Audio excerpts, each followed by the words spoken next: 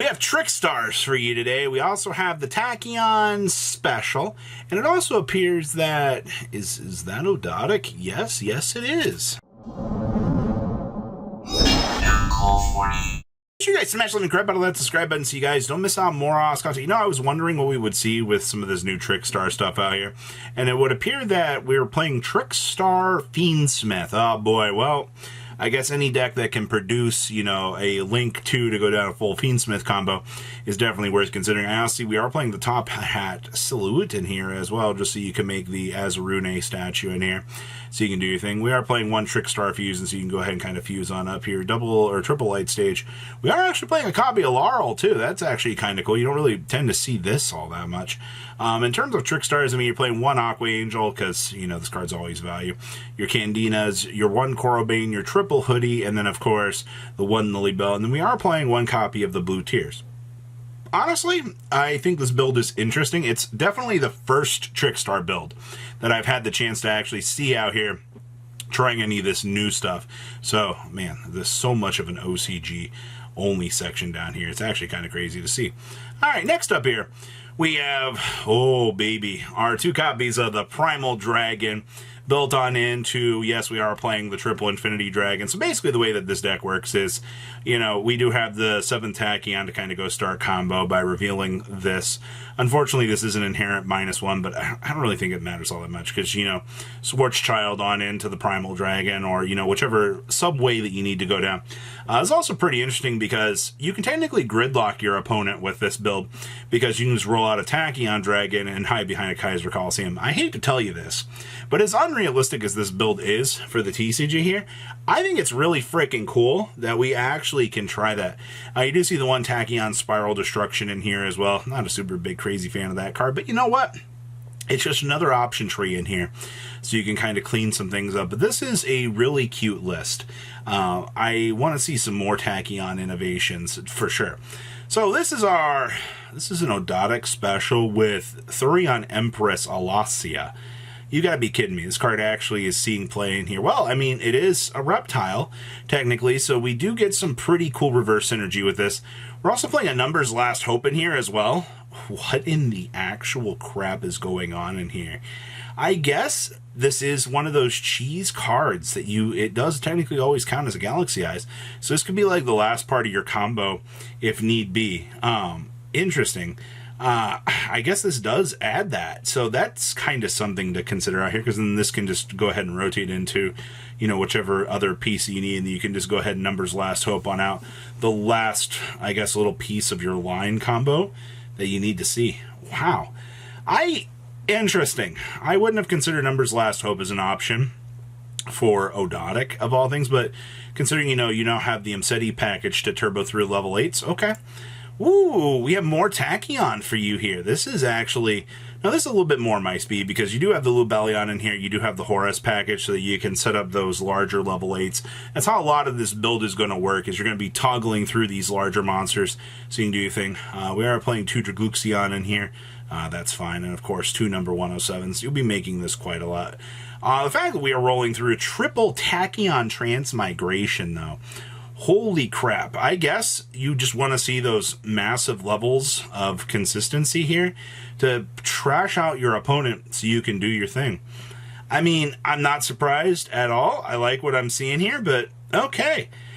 Truthfully, outside of that, once again, I mean, level 8 turbo is all these builds are going to be doing. It just so happens that, you know, Tachyon Primal Dragon just became the free little extender that these decks were kind of looking for to justify a lot of the, I guess, playability for it. Alrighty, we have Evil Eye. Well, this wasn't on my bingo sheet. Oh, we're playing 6 field spells. So you have the triple copies of the Evil Eye Domain, and you also have the Nightmare Throne here. And of course, I mean, this is all reverse fiend support, right? Like, you have the Spirit of Ubel, you play the one Shavarna, and then, of course, the one Ubel in here. Guess what? It's that infamous 5-card package that we've talked about that gives you the ability to turbo out the Phantom of Ubel to convert an effect on into the detrimental punishing of the opponent. It's the same thing every time, and that's honestly what you want this card to do. You want this card to be able to convert something into a destroy another Ubel while leaving a body on the field so you can kind of do your thing. And you still get access to, all of your Evil Eye Fiend, unchain options that you've already had present in the deck. It's just that reverse synergy looking pretty fine to me, actually. Outside of that, I mean, your hand trap ratios are fine. The evil eye stuff is absolutely fine as well. Interesting. Ooh, we have Pendulum fiendsmith. Yeah, we've really just have gotten to the point here where we're just tossing fiendsmith literally in everything. You thought people were lying to you when they were like, well, you know, fiendsmith just goes in everything. I mean, yeah, fiendsmith gets a Tractus. Tractus puts the Lori on the field. You know, you get the free revive off of this. You've got the extra bodies to start going down, you know, the link plays, which is stupid as it is because, you know, you're already turboing through Electromite, Exceed, and beyond the pendulums here, and you're setting up those perfect scales. Just getting the chance to beam this on out and have this be the extra body so you can continue on with your day is kind of stupid. We also do see the Angel of Blue Tears down here. The OCG has loved this card as a side deck option. We've seen this every which way for some of these options. I like this. Also, hi Beatrice. How are you? I love seeing you. You're such a good card. Alright, also disregard the red reboot down here in the side deck. Alright. What else we got here? Ooh, we have some more super heavy samurai for you here. Now this is the Orcus build. It's also kind of interesting to see that they even managed to really splash in an Orcus package in here, but the only thing we're doing with this package is we're just getting to the one negate on the crescendo as we're toggling on along here, just so we can kind of, you know, get some extra place. I mean, they still do have the super heavy samurai Scareclaw Link one, but I feel like most of the Eden board that this build will be making is like, what, like a super powered gas Appaloosa with like Borreload Savage Baron standing next to it. I feel like that's about the best value you're going to get off of this. I'm not saying that this deck is incredibly bad, no. I just think in terms of modern era standards, you know, mashing together these engines feels a little bit less valuable for the end results than, you know, maybe playing some of the other choices available to you. But you know what? Still kind of cool. Also, Soul Piercer to 1 is still hilarious to me. All right.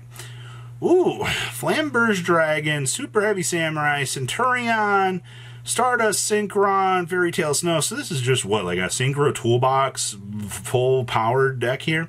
Having the Centurion stuff in here for this gives you access to some of those turbo level 12 plays because are we not playing Emmett or any of the other?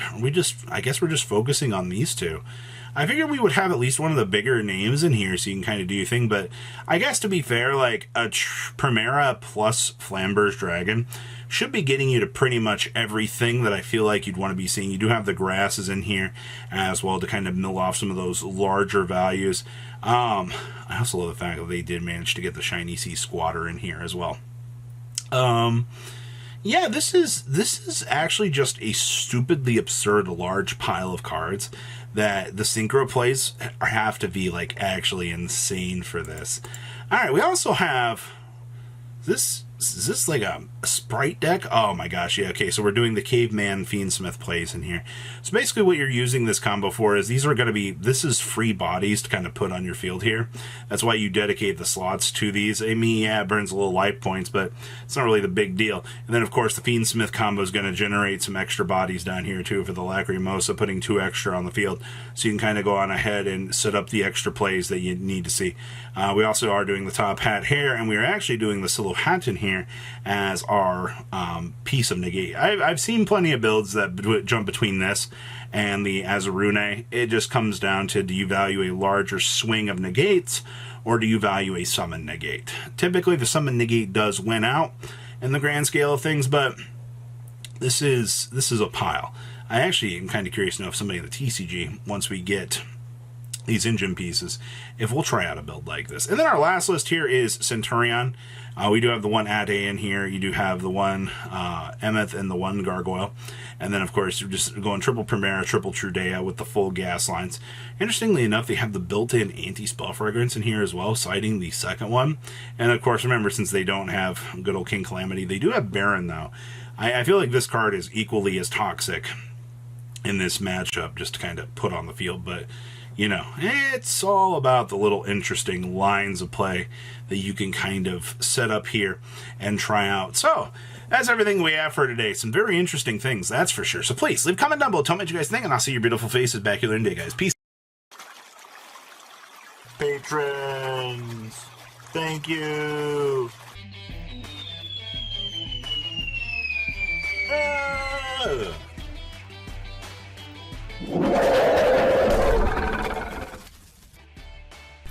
Thank you so much for watching. Check out these other videos.